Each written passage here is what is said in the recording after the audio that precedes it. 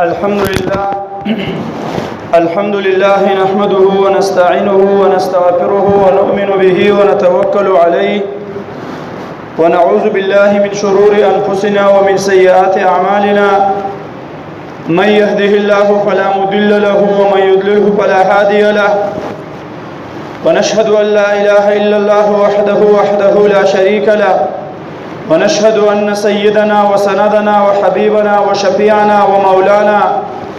وطبيب قلوبنا وروح أرواحنا وقرة أعيننا محمدا عبده ورسوله أما بعد فأعوذ بالله من الشيطان الرجيم بسم الله الرحمن الرحيم قال الله تعالى في كلامه المجيد وفرقانه الحميد ما كان محمد أبا أحد من رجالكم ولكن رسول الله وخاتم النبيين وكان الله بكل شيء عليما وقال رسول الله صلى الله عليه وسلم أنا خاتم النبيين لا نبي بعدي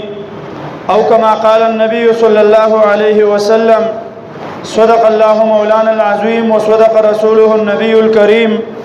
ونحن على ذلك لمن الشاهدين والشاكرين والحمد لله رب العالمين سبحانك لا علم لنا إلا ما علمتنا إنك أنت العليم الحكيم ربي زدني علما ربي اشرح لي صدري ويسر لي أمري واحلل عقدة من لساني يفقه قولي محترم مسلمانان ورونو ما چې دا کوم آیات مبارکه د سوره آل عمران ولوستو دې آیات کې الله رب العزت د رسول الله صلی الله علیه وسلم لوی شان بیانای فرمای ما کان محمد ابا احد ند محمد رسول الله صلی الله علیه وسلم پلار د یو تن پتاسو کې من رجالکم د نارینه استادنا ولکن رسول الله وخاتم النبیین مگر دا رسول د الله تعالی دی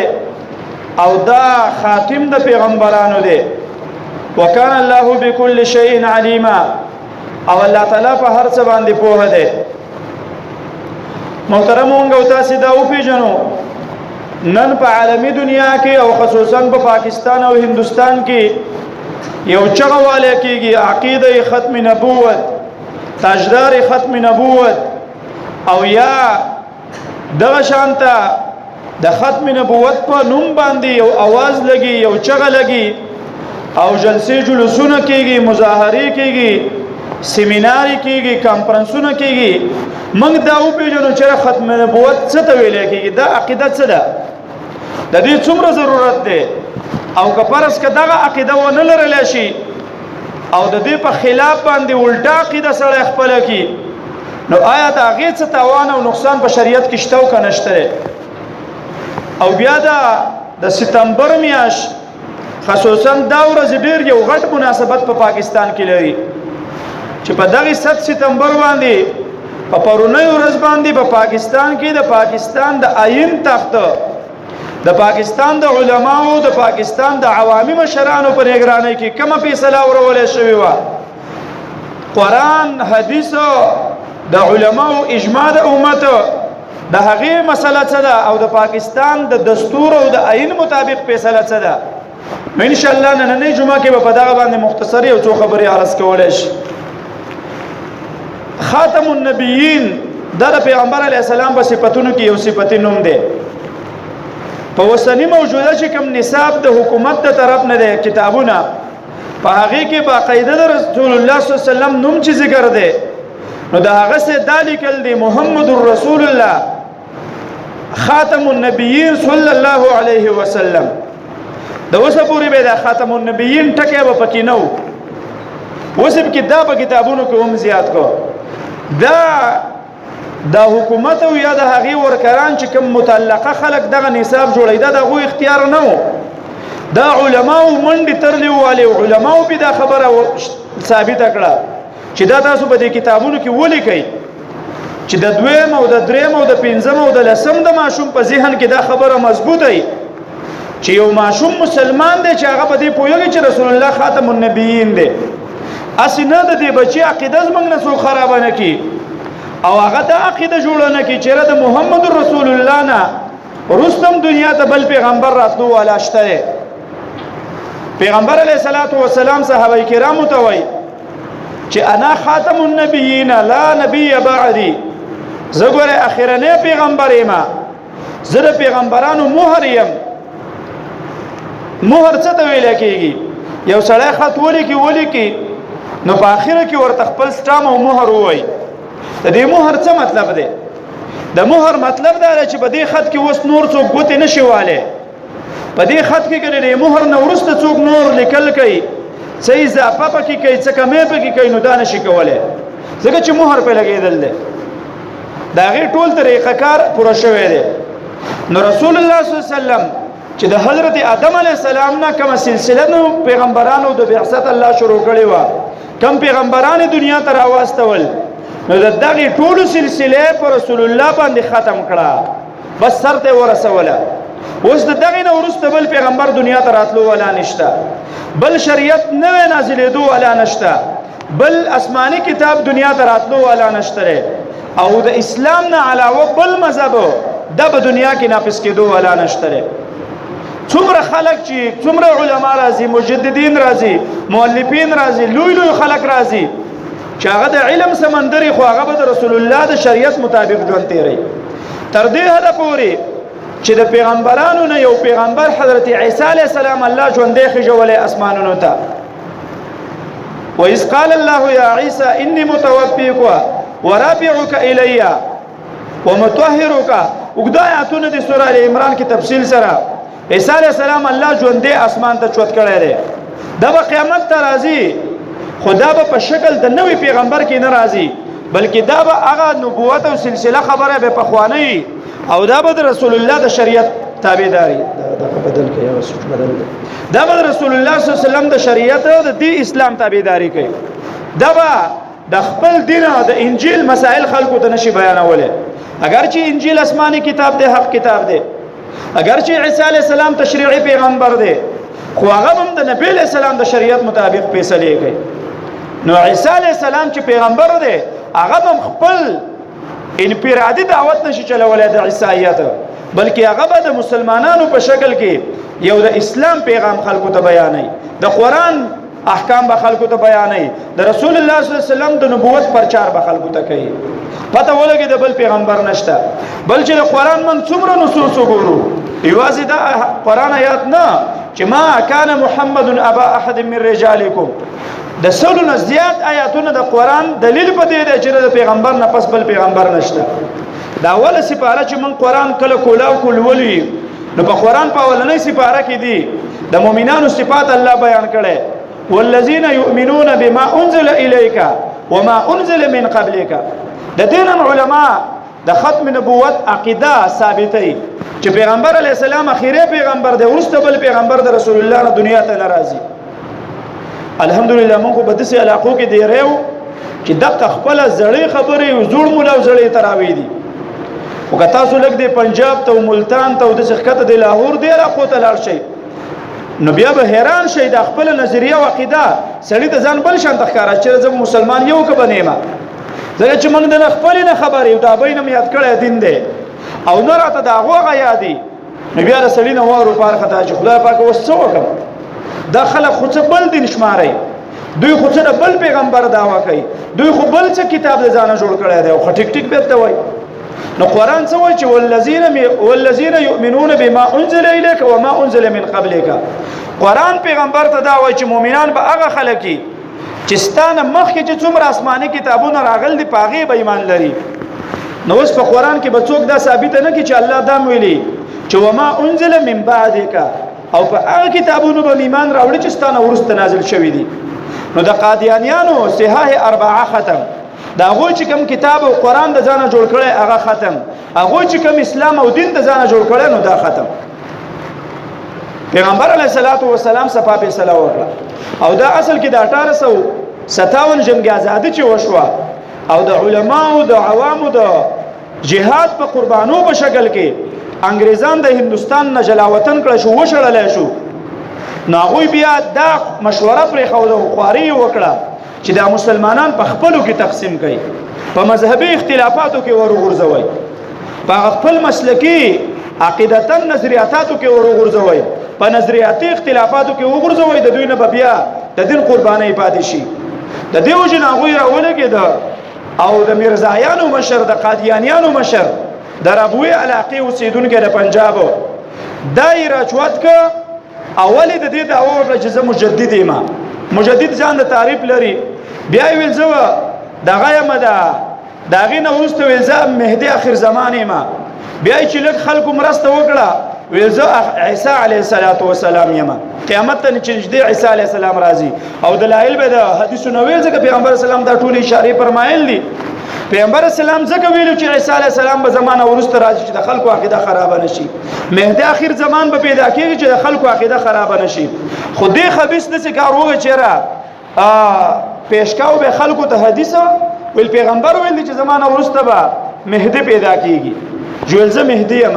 او چې خلکو له واو لاسب سي وکړه کول او د دمرګستیاي شروع کړه جو هغه ورو تحریک چوت کول زه عیسی علی السلام او جو بیا په اخره کې ویل زه اخرنه پیغمبر یم زه احمد یم غلام احمد نو مرده مرزا غلام احمد قادیانی نو ویل زه د مرزا غلام کټ کوم او احمد پاتې کیږي او ویل احمد په قران کې راغله چې دا د اخیری پیغمبر نوم دی الان کې دا زمنګ د رسول الله صلی الله علیه وسلم یو نوم محمد او بل نوم احمد دی رسول الله وی انا احمد وانا محمد انا حاشر وانا عاقب نبی صلی الله علیه وسلم وی زه محمد ام زه احمد ام زه حاشر ام زه عاقب خپل صفاتونه بیان کړل عیسی علیه السلام بنی اسرائیل ته بیان کاو ناغوی ته ویل چې زمانه ورسته په اخر زمانه کې پیغمبر راځي اسمه احمد داغي نوم به احمدی او تاسو که ژوند دی وای داغي تابعداري هغه ته پیغام ورساو قران هغه خبر را نقل کړل دا پاته اجتماع سپاره کې وإذ قال عيسى يا بني اسرائيل اني رسول الله اليكم جميعا دا آیاتونه دي بیا به کې وای چیرې او مبشرا برسول من بعد اسمه احمد زه تاسو له زیره در کوم زمانه ورسته په اخر زمانه کې رسول الله راځي احمد برازي وز غلام احمد قادیانی دغه آیات په ځان باندې پیټ کو وای کوم چې محمد رسول الله نو دا غینو محمد دی وای زمانو محمد دی نو ذاخره پیغمبر او عقیده څه ده کتابونه ته ډک دي عقیده دا وای ذاخره پیغمبر زما خزه د مؤمنانو مور ده څه ده دا ازواج مطهرات دي زما بیبیانی او زه چې کوم خبرې کوم نو دا وحی دا حدیث دی او په ما چې کوم قران کوم خبرې چې ز کوم نو دا قران حیثیت لري او زما مذهب او زما دین او رائے چې کوم دنو دا اسلام دی څه اسلام دی او نعوذ بالله دا غو خرافات چې وګورئ دا غو کتابونه د لکان استډی کوي نو دومره ګنده خبرې د الله په باره کې کړل چې هغه د منبر د ویلو نه دي کفر نه نقل کفر نه باشد علماء وایي د کفر را نقل کول کفر نه دی وایي د مسلمانانو خدای را کو شو نعوذ بالله زما سپه کټ کې یو ځای پریو نعوذ بالله کا کفر خبرې دي بس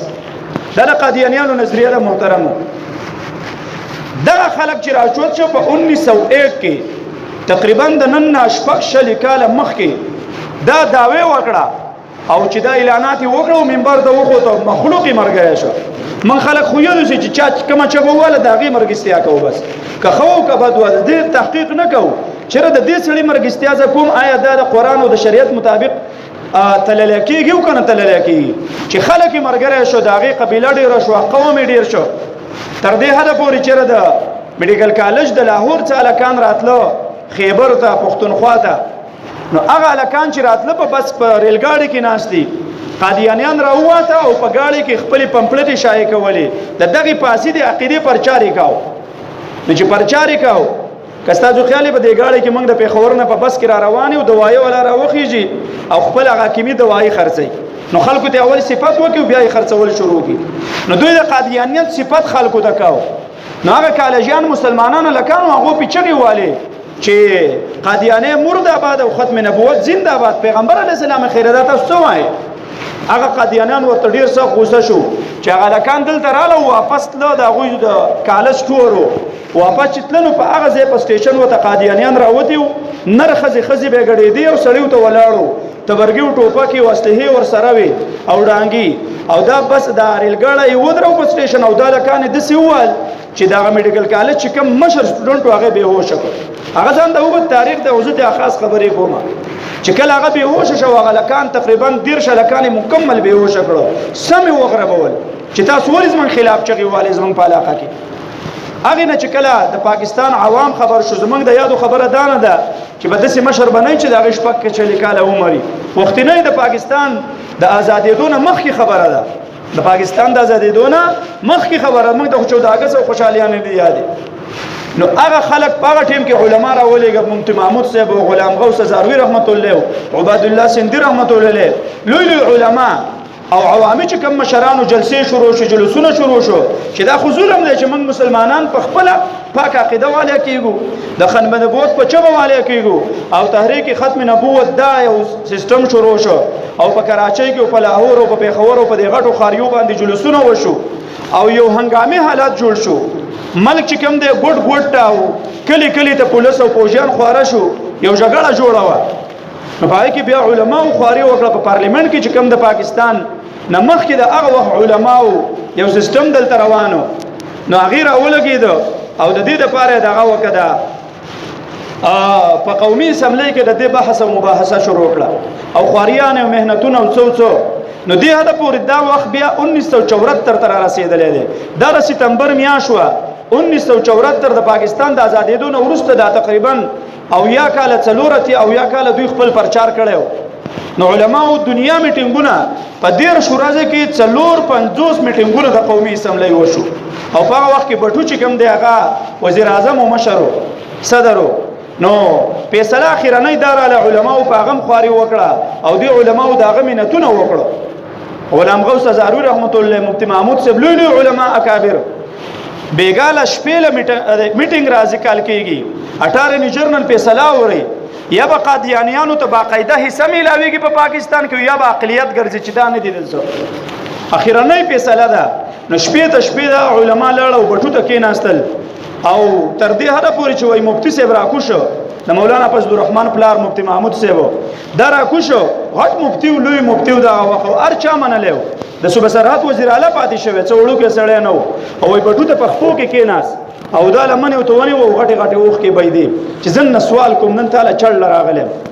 وای هغه ټول خلک را پاتې چې مفتی صاحب بيدبي دا بټو ته وګورو استاد لوی مقام دی ویل نه زه سوال غواړم او زن دنیا نه غواړم وزارت صدارت نه غواړم زنه د رسول الله د عزت سوال کوم چې کنن تا خلو خو زول رسول الله د عزتمن کو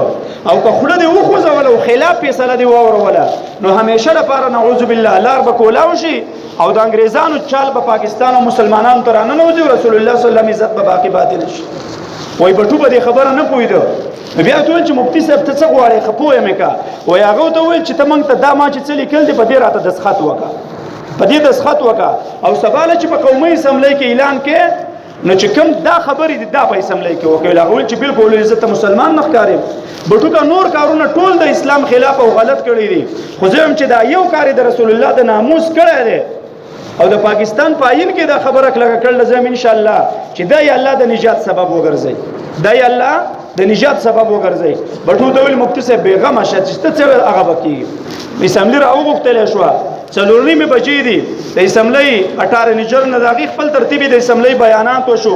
او په مرجانیانو باندې رد وشو په لاهوریانو باندې رد وشو په قادیانیانو باندې رد وشو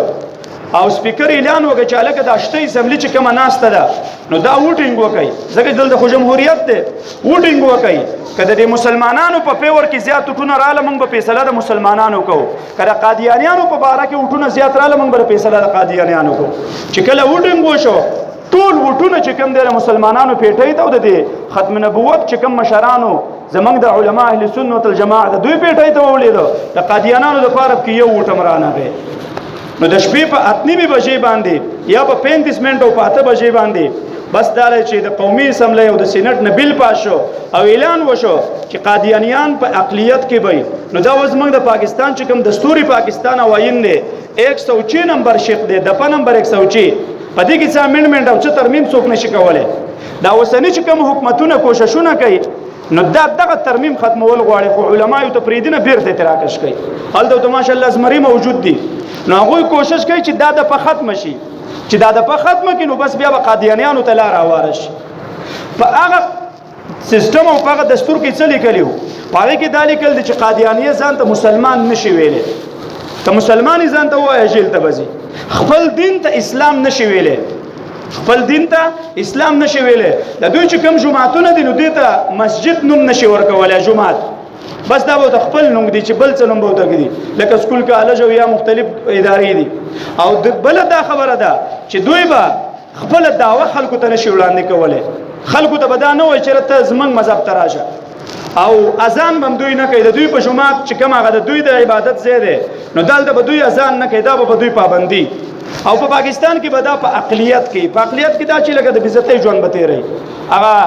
دغه چې کوم د میجارټي پارټي به د دوی نه د اقلیت معنی دا ده چې عیسایان به په پاکستان کې هندوان به پکې سکان به پکې قادیانیان به پکې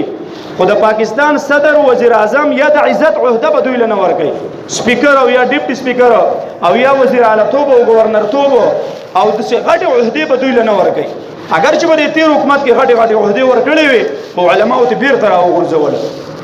دا دته عقیده ختم نبوت او د ختم نبوت په شکل کې دا خواري وشوه یو قانون مخې راغی او د 200 چې کومه دغه د 262 دا د پر پاکستان په دې باره کې دا چې قادیانیان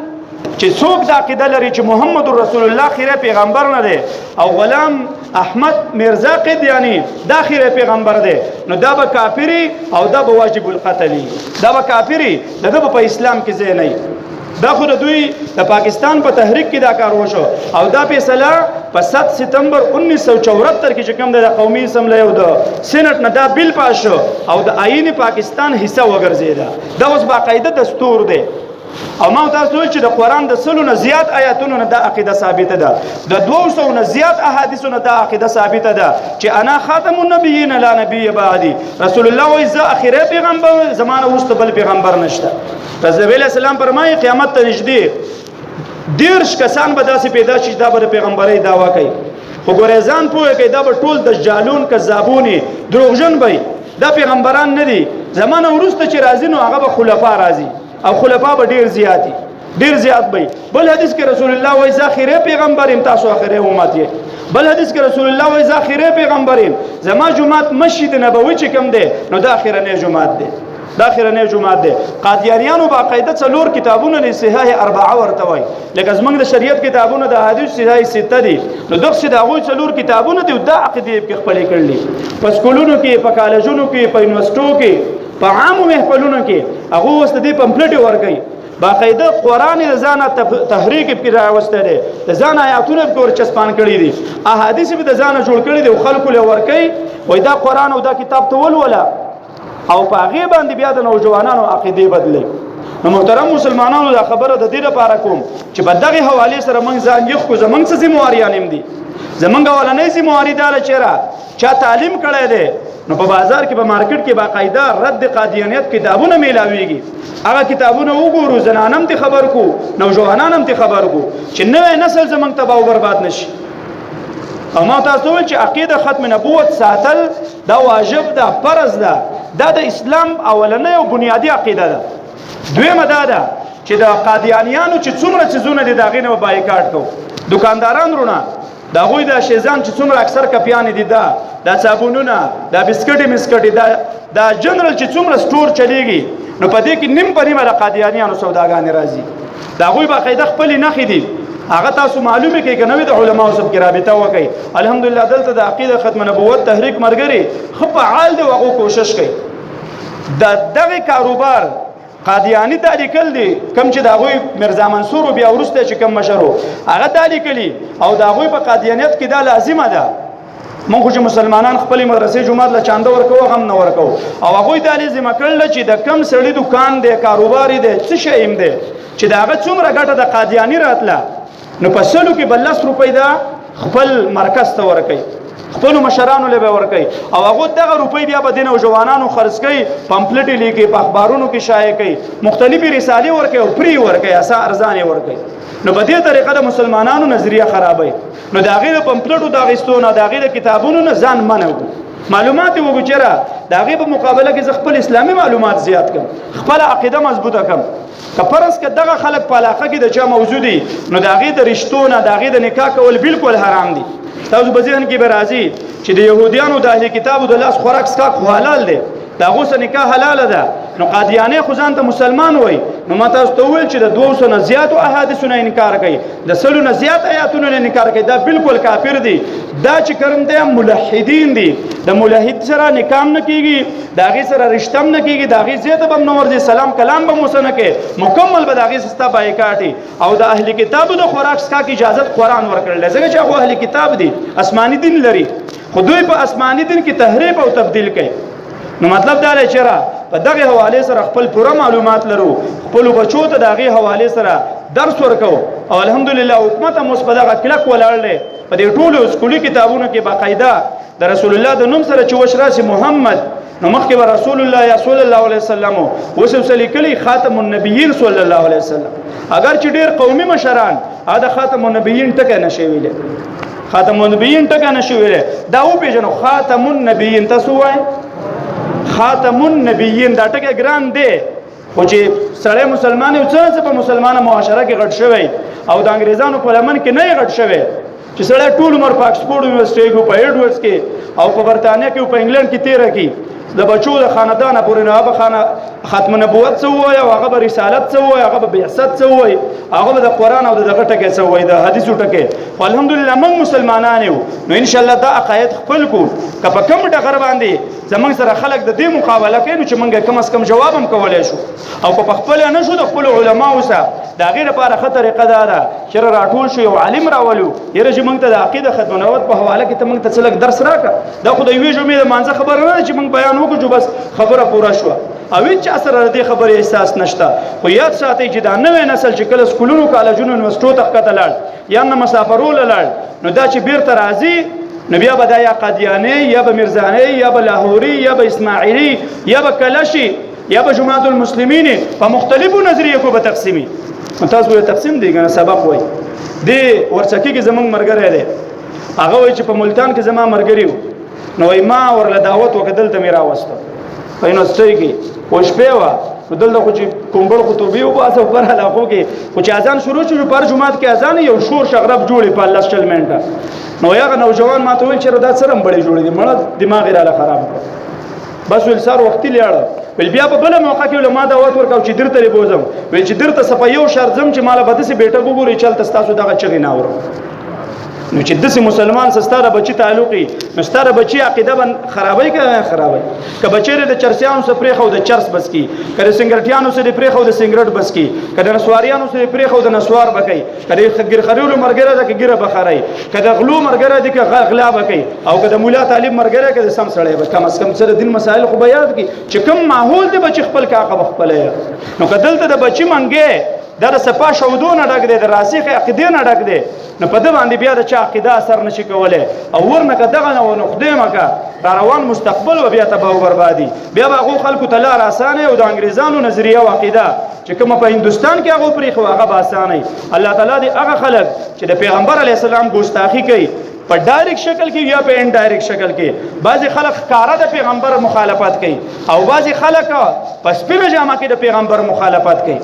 خکاره خو خلکو دا چغه وای چې زه د پیغمبر علیه الصلاۃ والسلام په سنتو کلک ولاړم دا غي دعوه کوي او خلکو ته دا غي ظاهري پیغام ورکوي چې زه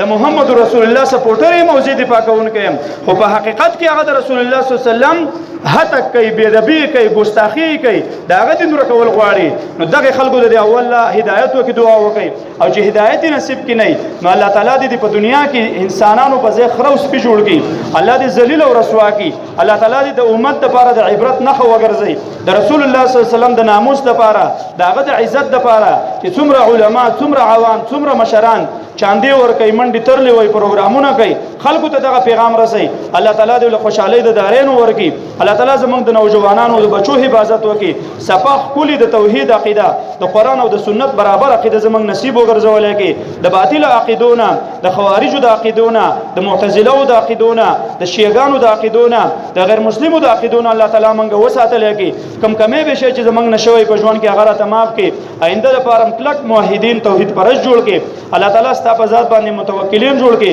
څومره عذابونه د سیلابونو او طوفانونو په شکل کې د سیلو په شکل کې د زلزلو په شکل کې او په نورو آفتونو شکل کې خصوصا نن سبا د غوو بیماری ډیره زیاته شو کور په کور باندې ده چرګانو ته بیماری منتقل ده میانو ته منتقل ده الله دغه څه زمونږ د ژوند ضرورت ده دغه نه بغیر هم ته زمونږ ژوند تیرول شي والله موږ محتاج او ته غنی الله تعالی د زمونږ د ګناه په وجه بخښه شوی الله تعالی موږ ته سوال کوي ته زمونږ ناراضي شي څا بیماران د دعا درخواست کړي دي الله تعالی دا بیمارانو شفای کامله جل تامه ورکي د حاضرینو کې د چا څه قسم حاجات شرعي د خپل خزانونو پوره کړي الله تعالی ته زمونږ ناراضي شي په کوم وخت د باران ضرورت په موږ باران راوړي په کوم وخت د غرمو ضرورت په موږ باندې اسمان شین کې الله په دې ملک د امن او سلامتی نظام راوستل کې څومره بدامني پریشانی او بېچینی چې جوړه ده ختمه کې څومره خلک د سیلاب را متاثرای خپل کورونو ته په عافیت سره واپس کې الله تعالی ته زمونږ ناراضي شي اقول قولي هذا نستغفر الله لي ولكم ولسائر المسلمين برحمتك يا ارحم الراحمين